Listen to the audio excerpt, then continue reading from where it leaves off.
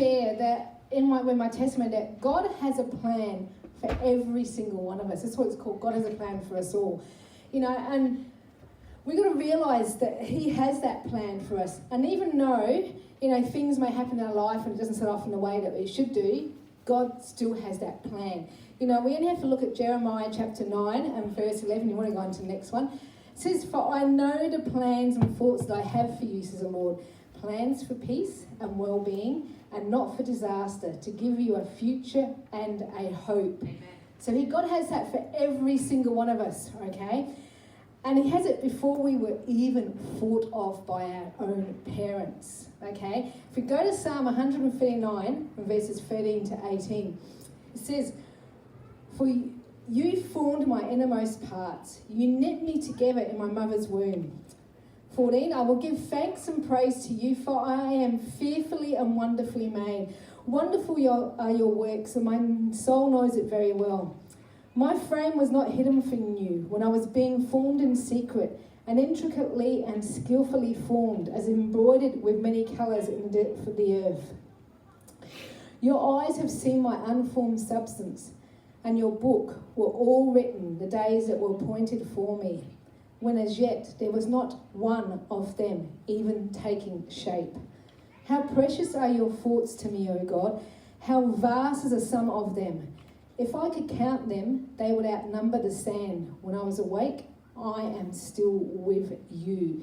So God had us planned out, every single part of our plan, before we were even born, okay? I look back on my life and I can see that God was there, even though I didn't know Him when I was a young child, really. I didn't know Him as such, but I knew that He, I look back and know that He had my life planned out.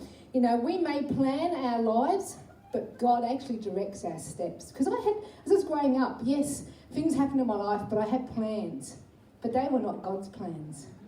And as it says in here in Proverbs 16:9, and I love this, it says, "A man's mind plans his way as he journeys through life, but the Lord directs his steps and establishes them." I had many plans as I grew up, but they, not a lot of them came to be what they were. But my actual journey, I'm going to share this, actually begins before I was even born, okay?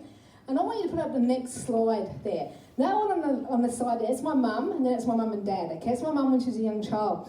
And I'm actually going to go back, because when my mum was back in England as a young child, she actually gave her life to God at a Billy Graham crusade. That's where it all started from, was from that one time when she gave her life to Him. But none of her family actually were going to church. So she didn't, even though she believed in Him and she gave her life, she wasn't encouraged by her family to go to church and continue her life with Christ. But her journey was only just beginning. Even though she didn't go to church and was really following God, her journey was just beginning. She met my dad, of course, and they got married, and they had 3 children, okay? My older sister, Kathy, I'll go on to the next slide, even though my sister's not in that. I'll tell you who they are in a minute. My older sister, Kathy, myself, and my younger brother, Paul, okay? That little baby over there that's got the big smile on her face, that's me, okay? That's a little baby. And the next one is actually myself and my younger brother, my sister. I don't know why she wasn't in there for some reason. She wasn't, okay? So we were born over in England. Okay, the 3 of us.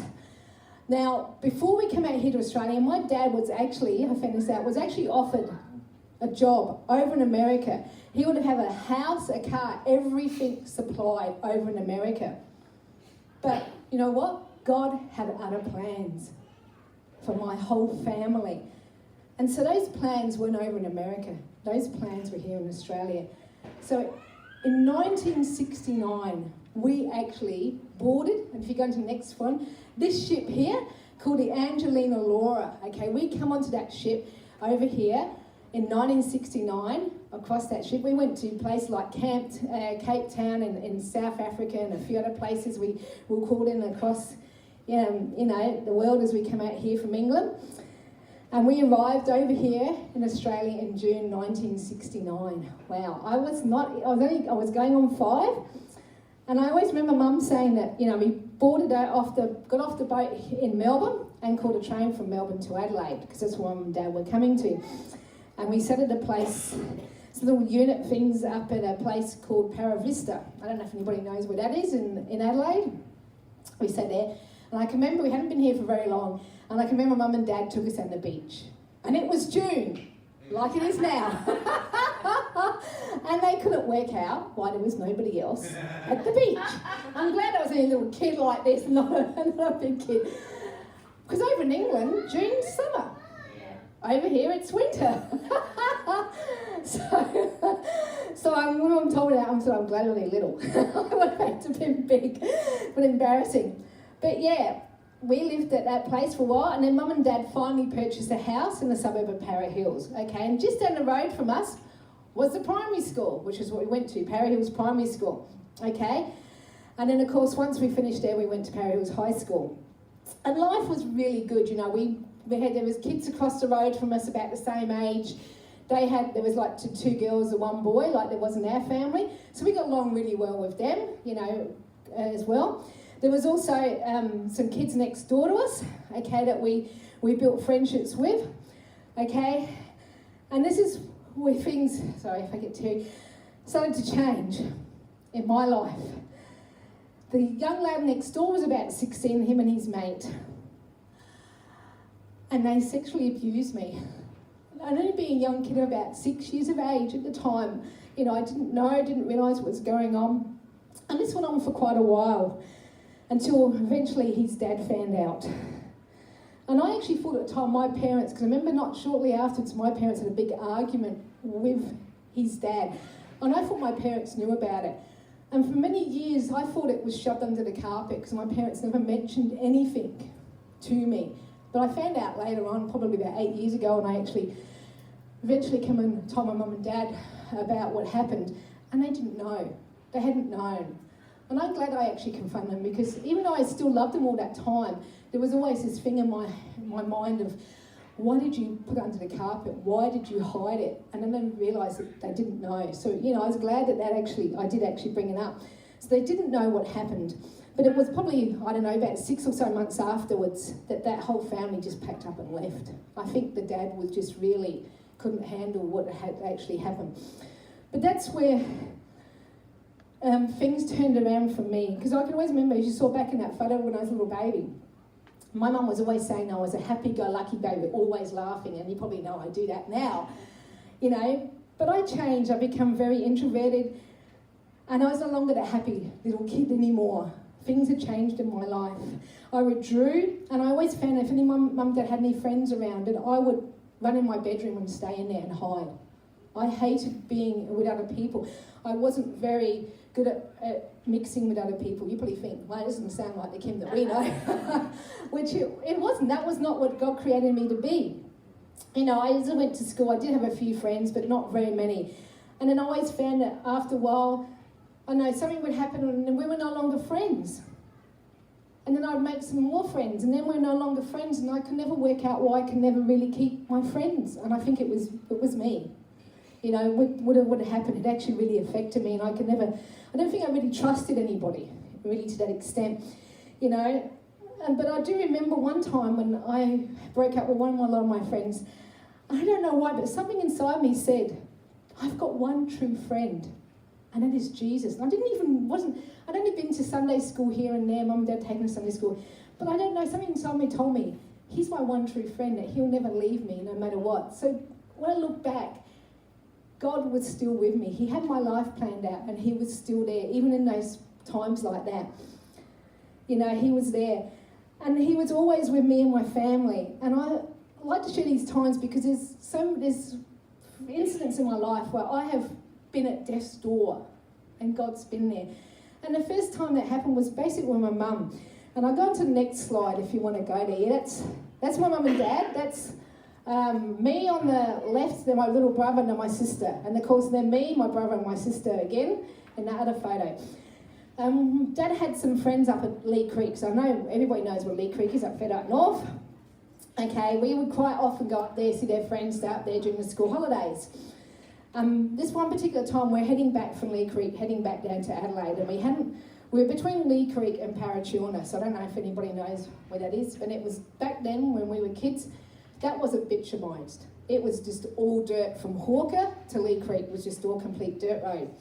And Mum hadn't had her licence for very long and was driving back. And in those days, there was no seatbelts in cars either.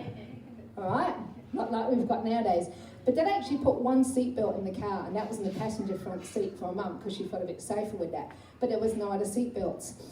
So what actually happened, as we're driving back, a stone actually went for the tyre and the whole tyre burst. And Mum, not driving for very long, didn't realise you don't put your foot on the brake. She did. The car rolled. I can't remember how many times it rolled. It rolled over and over and over. And we ended up with the car landing on its roof. And we were out in the middle of nowhere. You know, we were a fair distance from Lee Creek. We still had a fair bit to go to reach Parachiona. Back in those days, no mobile phones. So we had no communication. I remember crawling on the roof to the front, and there was just blood all over the roof of the car, and I freaked out. I thought, oh my gosh, you know, what's happening? Young kid, you know, probably about 8 or 9. What's going on?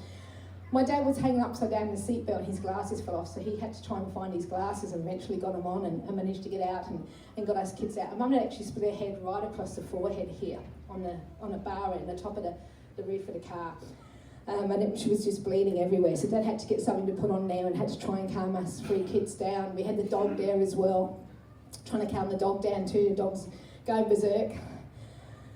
And of course we've got no communication, we're nowhere. We've got nothing.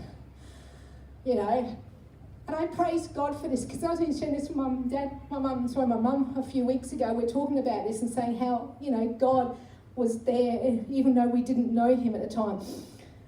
But there was some cops that were leaving. They were supposed to be heading down from Lee Creek like 2 days later. But for some reason, the plans had changed that morning, and they headed down that morning. They came past.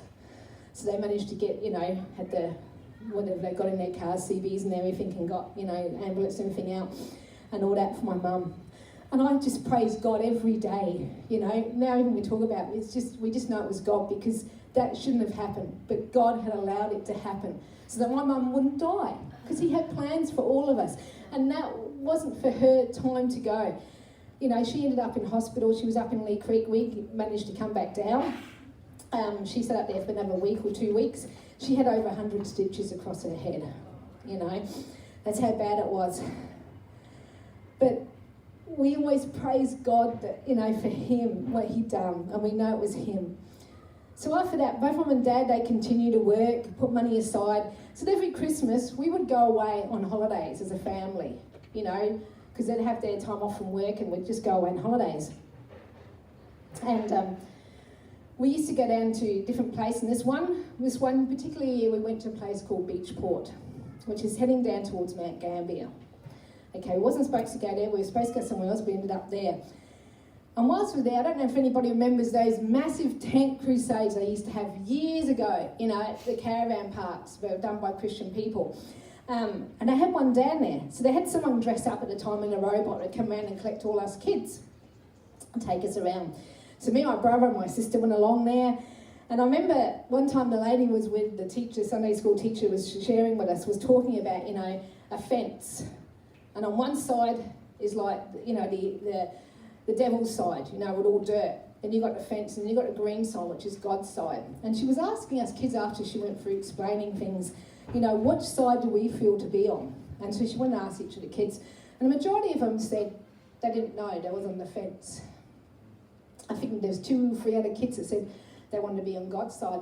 And I can remember when she came to me, and she said, what side do you want to be on? And I said, I need to be on God's side. And she said, why? I said, I don't know why. Something in me just tells me I need to be on God's side. And now I look back and going, oh, God, you was with me. You was with me that time when my friends broke up and you said that I was your only best friend, that you would never leave me. And here God was speaking to me again, saying I had to be on his side. And I didn't know. I was a young kid. I didn't realise this, what God was doing. But he had a plan for me, and he was there with me. And I always remember that, you know. And it was good to know that he's there. But I didn't follow through with that, not to begin with. And I sort of started to reach my teen years and got a bit older. And I think I might go on to the next slide and it's a bit older. Yeah, we're all a bit older there, getting into our teens. Okay, things started to really get confusing for me. Okay, because you get into your teens, you start to look at boys, girls look at boys, boys look at girls. Well, I didn't have that. I started finding I was attracted to girls, not boys. And I thought, man, what is wrong with me? What is going on here? And I really felt like there's something not right with me. Because going back in the late 70s, you know, and I will say the word, if you were gay, you were considered weird, queer, all those names. And I'm like, no, I'm not like this. But I did not find any attraction like that to boys. And I just thought, there's definitely something wrong. I must be damaged in some way. I'm not, you know, I'm not perfect. I'm broken and all this sort of thing. And so I ended up becoming a perfectionist because I had to try and be perfect. I had to try and prove that I was perfect. You know, I remember every assignment at school that I did had to be perfect. If I get halfway through that assignment and it wasn't good enough, I'd rip it up and start all over again. I was so, you know that? Yes. You know, it's shocking, you know, and I never felt like I was good enough. I always looked at my sister and thought, wow, she's so much better than me. Here I am. I'm damaged. I felt like always felt like those, you know, when you go into shops and they got those second-hand goods, they're damaged, they sell them for cheaper at price. That's what I felt like, was like those goods, that I'm not good enough for anything, you know, and it was hard. Things, you know, just kept going. By the time I was 15, I remember we went down to a holiday at Victor Harbour, and one of my sister's friends came down because she was, you know, being older than me. One of her friends actually had a licence and had brought her car down. So I remember while we were there, went out with her and her friend in her friend's car, and we drove up somewhere, and they met a couple of boys, and we all got talking and stuff like this. And, you know, being the way I was, you know, you're trying to make out that you're normal. Because you don't want anybody to, you know, you don't want to tell anybody that you are not attracted to boys. And so you're trying to be normal and get along with everybody and stuff like that. And then her and her friend said, oh, we're just going to go to the shops, we'll be back in a minute, and left me there with these couple of boys. Well, half an hour later, they're still not back. And I'm thinking, where are they? So then one of the boys said, oh, come on, let's get in the car and we'll go and find them. So they've been drinking. Yes.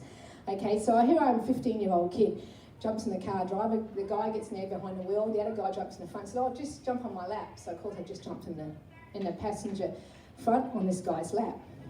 No seatbelt on, okay? Wrong thing to do. So we're driving around Victor Harbour looking for my sister, and now unbeknownst to us, they saw us and were driving behind us. Well, we go down this one street, and it was like a sharp bend, okay? Didn't realise the bend was there. We get to the bend and went straight over the cliff, okay? I'm in the front seat. I went forward. I remember my nose hitting the windscreen because I felt the bang on there. The lad whose lap I was on managed to pull me back at the last second. The car went down and hit. My sister saw the whole thing. She managed to get down the bottom. She managed to get me out the car. My nose is bleeding, there's blood everywhere. She gets me out, throws me in her friend's car and says, do not tell Mum, because I'm supposed to be with her. She's supposed to be looking after me. You know, if she tells Mum that, Mum's going to go off at her. So my dad's passed away and he still doesn't even know to this day. We told him and my mum that I actually fell off a swing and hit my nose. That's how long ago that was. And I can always remember a few days later she came back and said she actually saw the car afterwards, and she just said, I don't know how the three of you survived. The whole front end of that car was completely smashed in. And now I know, God, you had your hand upon me, because it wasn't my time to go. You knew, you had plans for me, and it wasn't my time to go. Yes, the enemy was trying to take me away, but you had plans. And so that was another time that I was there, that I faced death. But after this, things really began to change. After that, I started drinking. I was under 18. I started getting into drugs, and I also started going out to nightclubs and hanging out at the gay nightclubs, because I felt, when I walked into those gay nightclubs, I felt accepted. because it didn't matter. Everybody else liked the same sex. And so it didn't matter. I felt more accepted there, and I knew that I could just be who I was and would not be judged in any way. I didn't feel ashamed.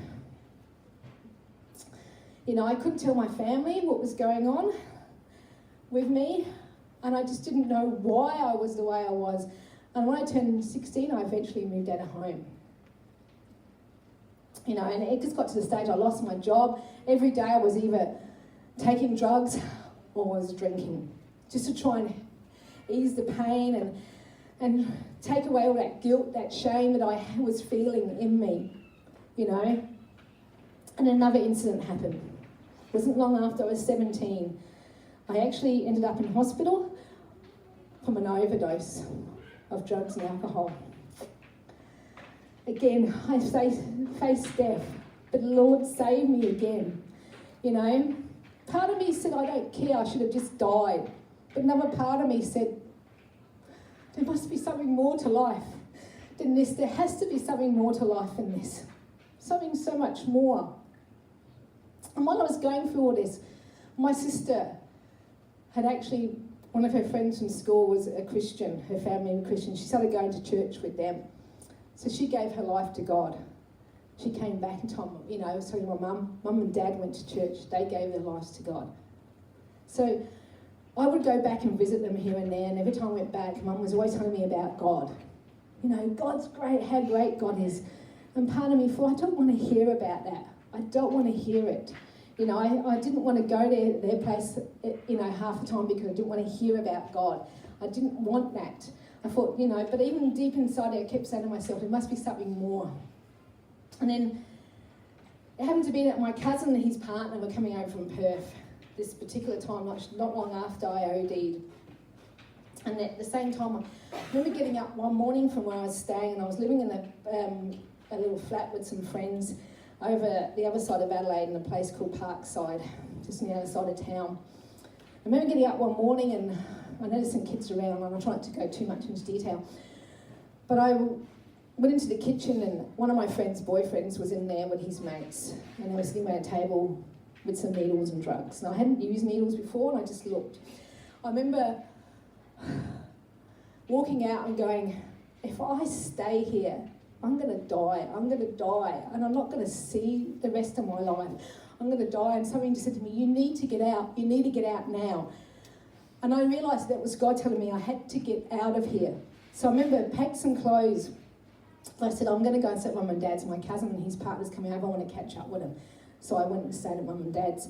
And unbeknownst to me, Mum had already come over. Mum had been talking to them about me and what was going on. And she'd actually found out that I actually OD'd, because I never told her, but she got the bill in for the ambulance and found out. And she was really upset because I remember her saying to me that she was so scared because she thought, I could have lost you. She told me this later. And she remembered her going to their fellowship group at the time and saying about it, and they said to her, let her go. One of the people there said, let her go. God is saying, let her go. And she said, I can't let her go. If I'm going to go, she's going to die. No, let her go. Place her in God's hands and let her go. And they said, she's going to hit rock bottom, but when she hits rock bottom, she's going to turn around and she's going to meet, God said she's going to meet me. So Mum said, it was hard for me to have to let you go. She said, I was so scared that I was going to lose you.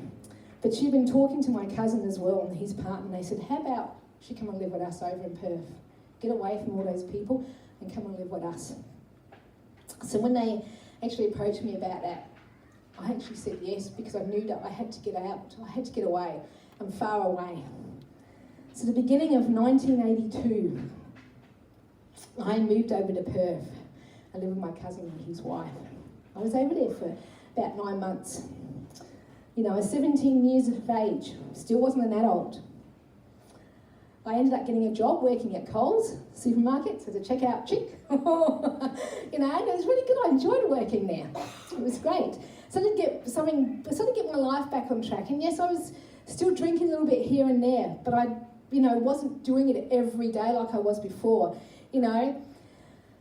And the funny thing was, I got over that only to find out that my cousin's partner's family were Christians. Born-again Christians. It was like, when God is calling you and he was, got a plan for you, he doesn't let you go, I remember them saying to me, come to church with us. And I think I remember preaching a few weeks ago, and I said about falling asleep in church because I'd been out partying during the night. Well, this is where I fell asleep in church one time when I went along with them, because I've been out with some other people partying, and then I went to go to church the next day and went and fell asleep.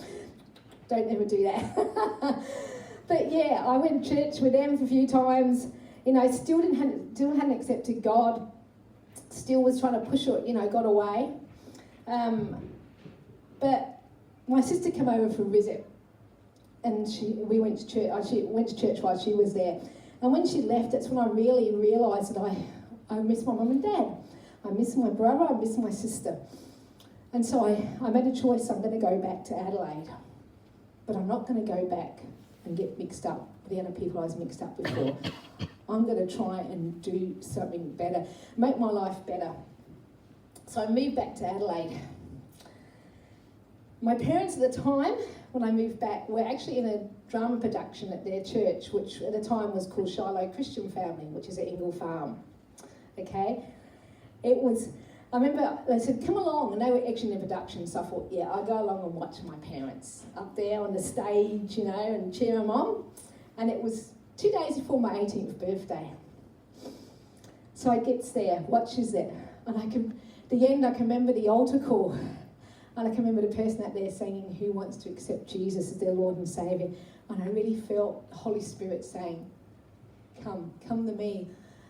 And I can remember looking at my sister, and she was standing there, she had her eyes closed, and she was praying. I tapped her on the shoulder and she said, shh, like this. So I just thought, okay, I wasn't going to go out there by myself. There was no way I was going to go out there by myself. I was scared. I didn't like going out in front of crowds of people. So I thought, I'd try again. Tapped on the shoulder again. Shh. I thought, okay, this girl. I'll give her one more chance. If she goes, shh, this time, that's it. I'm not going out the front. I went to tap on the shoulder, tapped her once. And next minute, I know she's dragging me by my hands out the front. She realised what was going on, so she got me out the front. My dad's at the front on the stage. He's praying, for my salvation. And he opens his eyes and goes, okay, Kath and Kim, because that's my sister's name, Kathy, or he called her Kath for short. Kath and Kim are at the front. Closes his eyes, starts praying again. Opens his eyes, Kath and Kim are at the front. Closes his eyes, starts praying again. Opens his eyes the third time, went, Kath and Kim, oh, praise God, she's out the front, yeah, so I gave my life to God, okay? It went well, I knew there was lots of things that I had to deal with in my life. I actually suffered from anorexia, okay, with things. At one stage as well, had to go to counselling. I actually got cancelled by a pastor's wife. She cancelled me with a few things, and stuff. I actually got down to, I think it was 45 kilos or something at one stage, yeah. I was really skinny because of all the stuff that was built up in me, because what had happened to me as a young kid, I had buried so deep in me, but these feelings of guilt, shame, of not feeling good enough were still there. And it got to the stage, 4 years later, I'm still struggling. And I'm thinking, God, I'm not good enough for you. I am not good enough for you. This is why I came to you in my life. How can you accept somebody like me that's damaged? I'm not good enough. And so I ended up walking away from God. I ended up in a relationship and got married to that person, which was my first husband. And by the way, his name was Steve Martin, and not the actor, no. Okay, and his brother's name was actually Dean Martin, by the way. I know. So I got into that relationship. He seemed quite nice at first, but his real nature was eventually revealed. He controlled my whole life, from down to what I could wear, who I spoke to, everything. He even used to come as soon as I got my pay. That was got in his hands. I was controlled in every way possible. He was abusive to me. physically and verbally, you know, and to help me deal with all this, what I was going through, I turned to drinking again. As soon as I left work, I'd go through the local bottle shop, grab a couple of cans, drink them on the way home, get home, had a whole bottle of whatever it was, whiskey or whatever, drink that night. And then it just got to the stage, that's what I did. You know, he even, because we moved up to a place called Pascaville, which is 20 k's out of Kadina. We got our own transport business and stuff, and was doing a lot of work for the farmers. And I remember he bought a gun, a rifle. One day while he was having a go at me, I said I had enough. I went to walk out the front door. Next minute, that rifle came out, pointed at me and said, if you walk out that door, I'll shoot you. And I knew he was serious. I didn't walk out that door. I didn't leave because I was scared. I even remember another day, and I laugh about this now, but at the time it wasn't funny. He got really abusive, and I jumped in the car, turned it on, was reversing out. And you see it in movies, and I said, I've actually seen this in real life. He actually ran and jumped on the front of the car, the bottom of the car, and was hanging on the bottom of the car as I reversed out the driveway of where we were living. Then I took off down the road, and he's hanging on, and he's going, "Rah!" This for the windscreen of the car. And I just thought, oh my gosh, what do? I put my foot on the brake really hard, so the car skidded. He just went off the front of the bonnet, landed on the road. I reversed back, went around him and was gone. I was gone for like 2 hours. I was like, oh. And I came back. I don't know why I came back. You know, eventually after 7 years later, he left. He went with somebody else. And so that was that. But when he eventually left me, I walked out of that relationship not knowing who I was. I didn't know who Kim, went back to my surname, I didn't know who Kim Dossett was because that was my maiden name. I feel like an empty shell, that everything had been taken away from me. You know, I suffered severe depression. I tried to commit suicide. I remember waking up one night, because I didn't wake up, I hadn't been asleep for 3 days. I couldn't sleep. And I remember getting up, and next thing I know, I'm at the sink with a knife in my hand, about to cut my wrist. And I dropped the knife because I just thought, if I do this, I could go to the pits of hell, and I don't want to do that. My whole life had crumbled.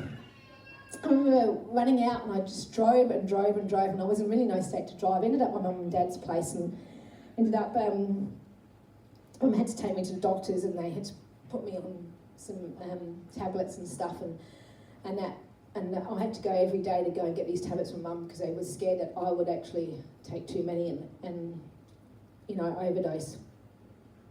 So it was really, really hard. You know, even though I'd got away from my first husband, he walked out on me, he actually stalked me for a few years after. I had to put a restraining order out on him. I remember coming home one night and he'd broken into my house, left a note on my table and saying that he'd been there. And I thought, oh my gosh.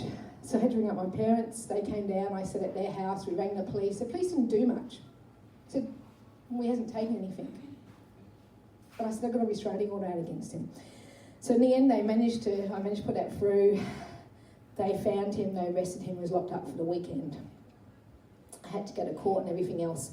And I ended up having a really good lady, she was from the police force that was dealing in domestic violence and stuff like that. And she actually helped me. I remember the day I was at court and my mum was with me, my brother was with me as well. And he came straight towards me and she just stepped straight in front and she went, get back. You come any further, closer, I'm going to arrest you. Now get back and go over there. And she was really firm with him. She said, I don't want you coming anywhere over here. And I just thought, whoa. She was really, really good. So it was really good to have her. She was really good. I had her number. She said, anytime you need to ring me. I lost her number eventually, but she was just really, really good. And then, of course, what happened was I hadn't heard from him for a while. And then come home and I had what do you call it back in those days, attached to your phone, like if someone left a message.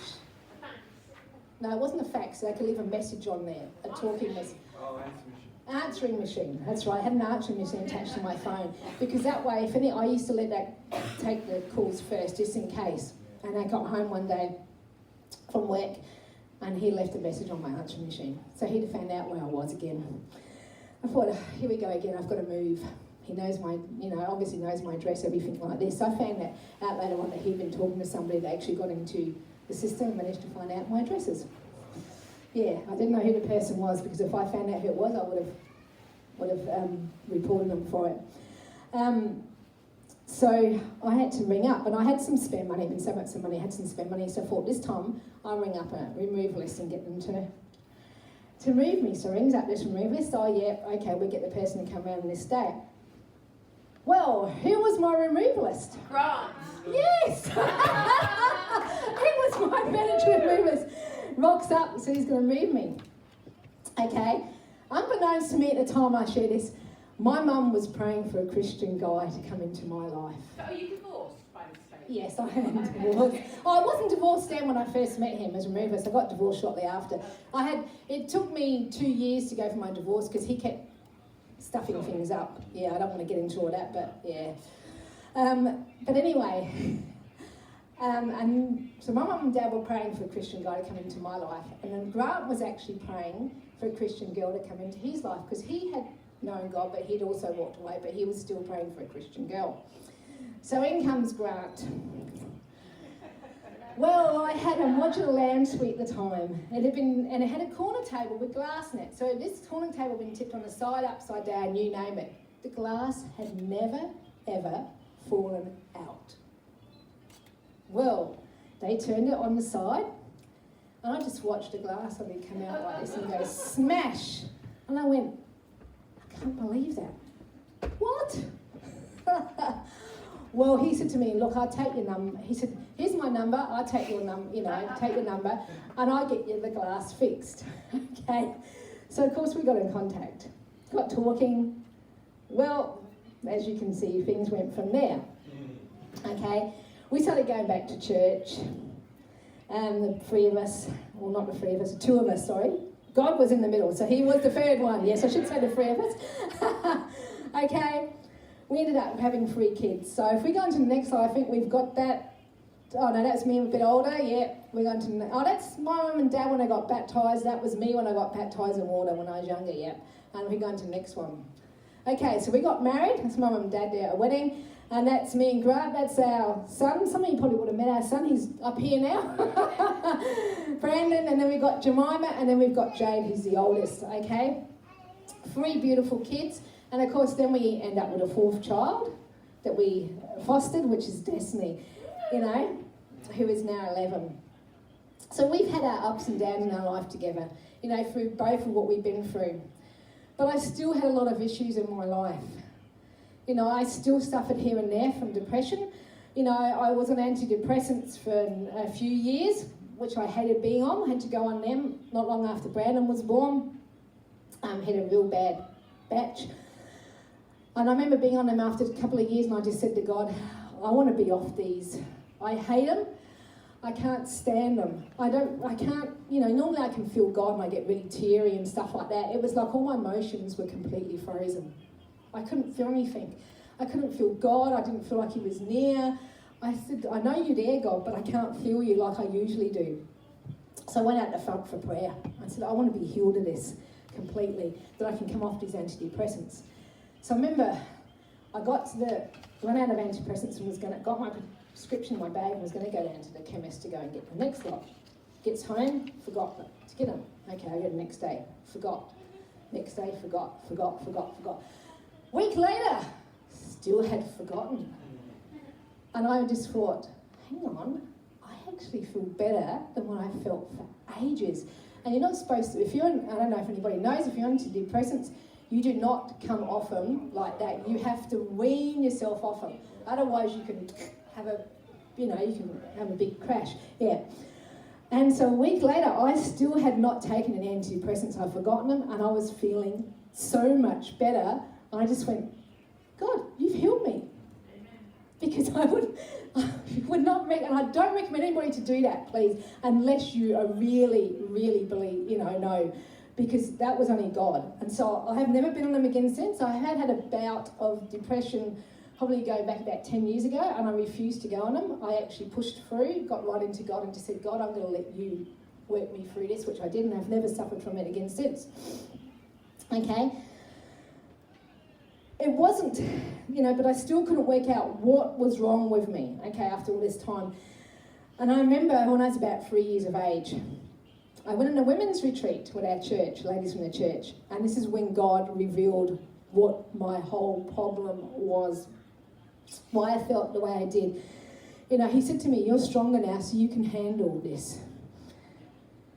We were having prayer and asking God, and God said, God brought back some of the memories of my sexual abuse when I was a kid. And I just thought, God, that's why I felt the way I did. That's why I remember feeling so much anger in me whenever time I heard about a child being abused. I would get really angry and think, why am I so angry? Because I had it done myself. And I realised that I had stayed with my ex-husband all those years because I didn't think I deserved anyone great. I thought I deserved him because I was damaged. I was no good. I didn't deserve to have a really great husband. I deserved someone like him. That's what I thought. I now realise that I deserve someone who treats me with respect and dignity, and that's who God gave me. When he gave me Grant, he gave me someone that treats me like a princess, a queen, And I remember having to come home from that retreat and saying to Grant, this is the thing that's wrong with me. This is why I am the way I am. And we've got a 3-year-old son. And I shared it with him. It wasn't easy to do, but I shared it. God's been healing me ever since. There's still a lot of healing to do in me. I only realised that. I thought I got a lot of stuff out and I'd done, got it all out the way. Only to find for an incident at the beginning of the year that I still had stuff in me that needed to be dealt with. And I thought, oh, God, why? He said, I'm taking you to another level, but now you need to get rid of this stuff. I'm actually seeing a counsellor at the moment. She's really good, and going through a book to do with, abuse and stuff like that. And it's helping me out, heaps. But I know to go to that next level, I need to get rid of that crap that is still in me that I didn't realise. I thought I got rid of it all, but there was still stuff there, But I know that I have a God who's healing me, he's moulding me, and he's making me into what he created me to be. I have a loving and I have a supportive husband. I've got 4 great kids, as water are there for me. And I've also got caring and loving brothers and sisters in Christ who are also there to support me.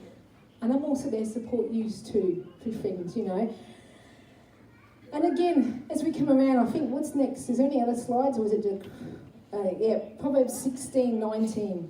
A man's mind plans his way as he journeys through life, but the Lord directs his steps and establishes them. So God has a plan for my life. That plan has not finished. There's still the best to come. And I'm looking forward to what he has got for the rest of that plan. And know that I look back and I remember Joyce Meyer saying, with what happened with her, and I heard her story, she said she wouldn't be the woman she is today if she hadn't gone through some of those things, because God has done such miraculous work in her. And I thought, yeah, the same for me. I wouldn't be the person I am, even though it wasn't good to go through those things. God takes them, those things that you go through, and he heals you and does things in you from those things and makes you into that person. Because I've learned over the years that none of us are finished. We're all a masterpiece, but we're all unfinished. But God knows the finished part of that.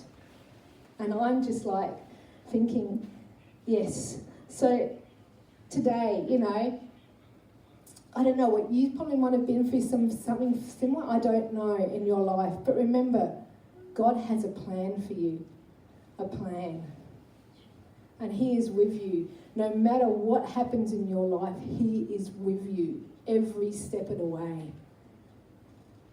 And He is a good God, and He never leaves you. Even when you walk away from Him, which I did, He never walks away from you. He is always there. And I just thank Him every day, because I wouldn't be standing here at this pulpit if it wasn't for Him. And I'll share one more thing quickly. When I was about 15, I was in the year 10 at school, and we were doing English. And one of our subjects was talking about public speaking. And my dream when I was a little kid was to be a singer and play the piano. That was my dream. I actually sang songs, and I remember the song, I actually did a song, and it was called Biz a Buzz Biz Goes a Number Bee. I can always remember, I was like 9 or 10 when I did that song. And I did the whole tune and everything else like that. I can't even find the words or anything. I wrote it all down, but I don't know where it is. And that's where I want to be. But when I got to about 15, I did this test, and we did this assignment, and we had to stand at the front of our class.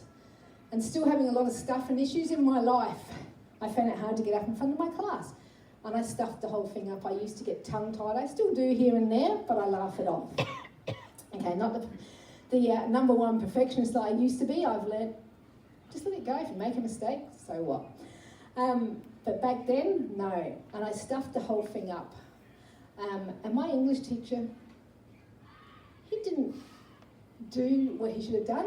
He actually turned around and said to the whole class, "That is not how you do public speaking." He said, "And you should never do public speaking. You are no good at public speaking." He basically run me down in front of the whole class.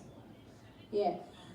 From that day forward, I threw my dreams in the bin and said, I'm never going to get up and speak in front of people. I'm not going to sing in front of anyone. I'm not going to play the piano in front of anyone. And I didn't for years. But God said, I created you. You can do this. And He started me off in little steps by, first of all, teaching group fitness classes to a small group, and then got me up here at the pulpit. I thank God. At first I listened to that English teacher, but now I thought, no. God created me to stand up here at the pulpit. That was part of His plan. And we've got to be careful who we listen to. I don't listen to Him, not to the things of the world. So, you know, what I want to do is we're not going to come out the front. If anybody does need prayer, I want you to put your hand up, because what we're going to do is we're going to get a few people to come around and we're going to pray for you. So if there's anybody that does feel need prayer tonight from hearing this, please put your hand up. We don't have to know what prayer for. That's not up to us. God knows. We just got to pray. Otherwise, I reckon we can finish off with a chorus. What do you reckon? Yeah. So nobody wants prayer.